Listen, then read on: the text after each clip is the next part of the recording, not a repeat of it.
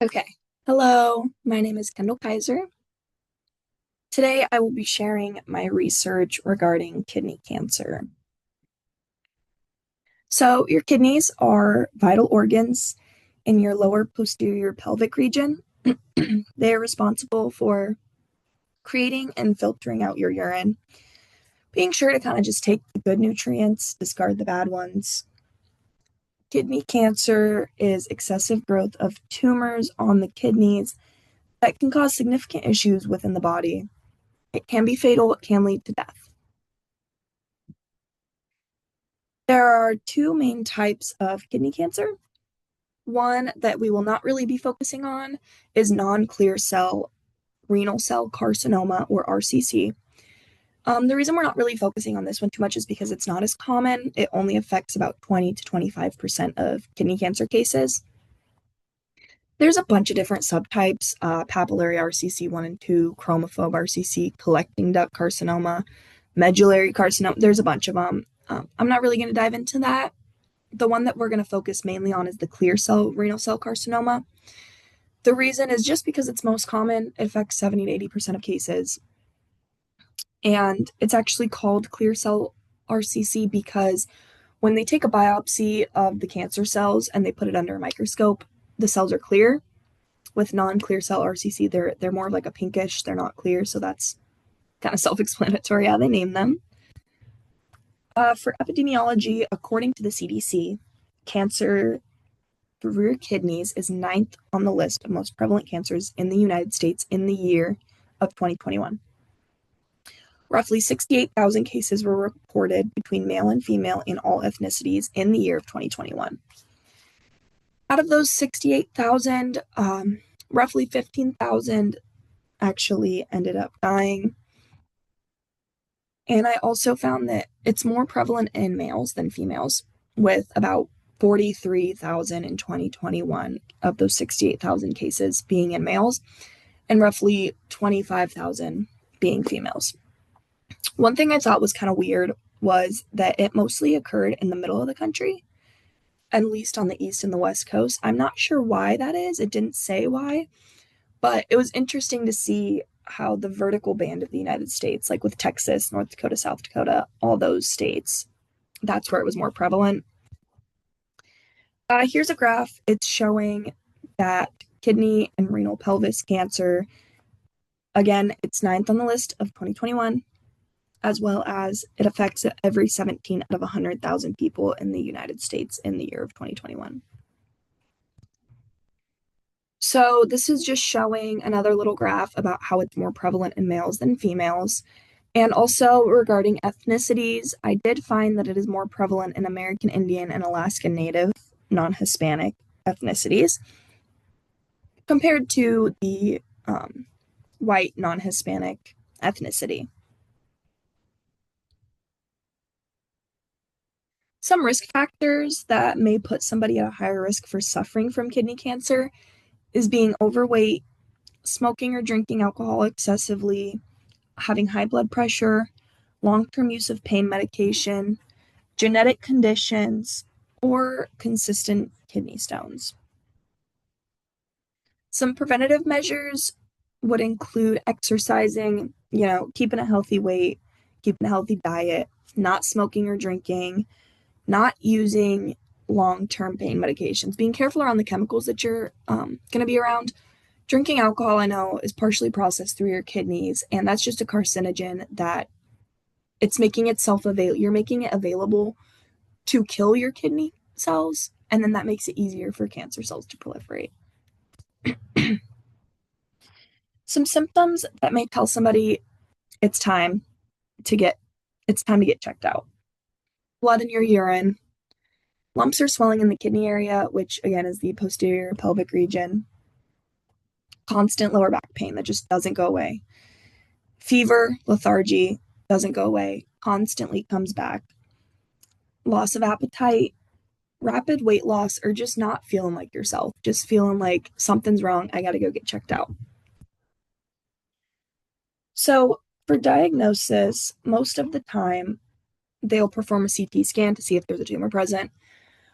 Not as often, they'll do an MRI and ultrasound, but It is a way of diagnosing.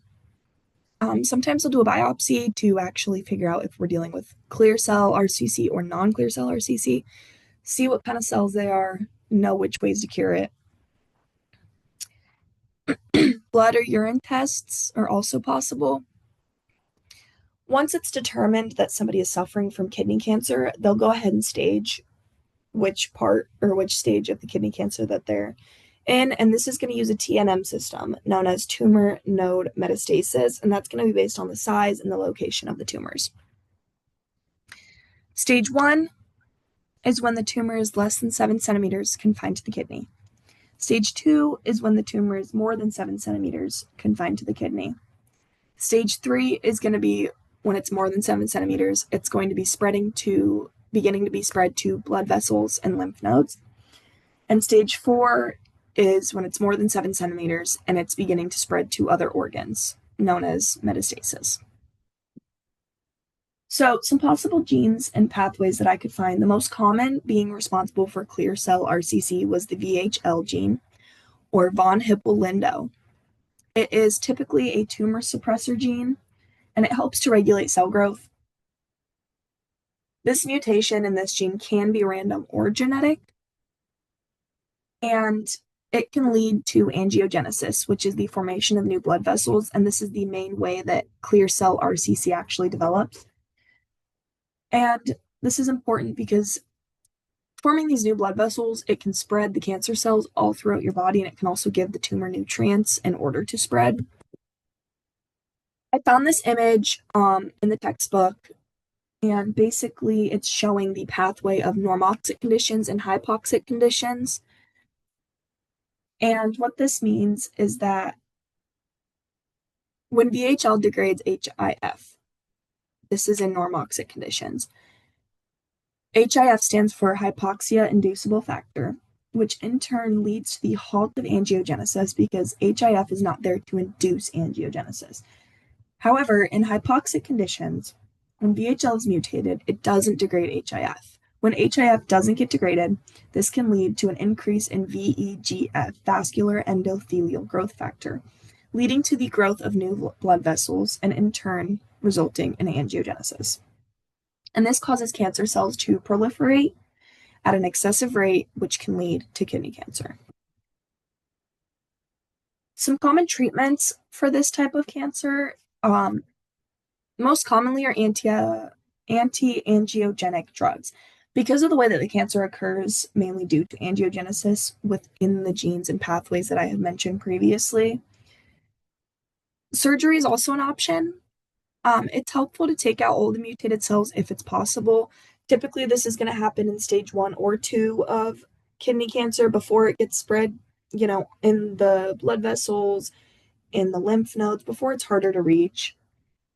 And one thing that I found interesting was that chemotherapy doesn't actually typically work for this type of cancer, mainly because kidney cancer cells are going to be resistant to treatment. And the reason that this is because chemotherapy targets rapidly dividing cells. Kidney cancer cells actually aren't rapidly dividing, which is why it's easily curable. It's just chemotherapy just isn't an option. So here's a list of anti-angiogenic drugs for kidney cancer. I found this in the textbook. These drugs are going to target inhibiting vascular endothelial growth factor, which will stop angiogenesis from occurring, which can stop tumors from spreading through the kidneys and stop giving them the nutrients to grow. So this is going to stop the proliferation of angiogenesis that can lead to kidney cancer not only spreading, just developing, and that's why these anti-angiogenic drugs are the most common cure for kidney cancer that there is. Again, I thought that was interesting because chemotherapy, growing up, I thought all cancer was cured with chemo. Like, it's just something that I was taught. I don't know how, but it's kind of cool that these cells actually are like resistant to it and that there's different drugs and pathways to actually treat the kidney cancer. These are my references. I use the Cancer Network a lot. I also use the CDC a lot for my epidemiology region. But thank you so much for listening. It was super interesting to be able to dive this deep into a cancer that I didn't really know anything about. And yeah, thank you.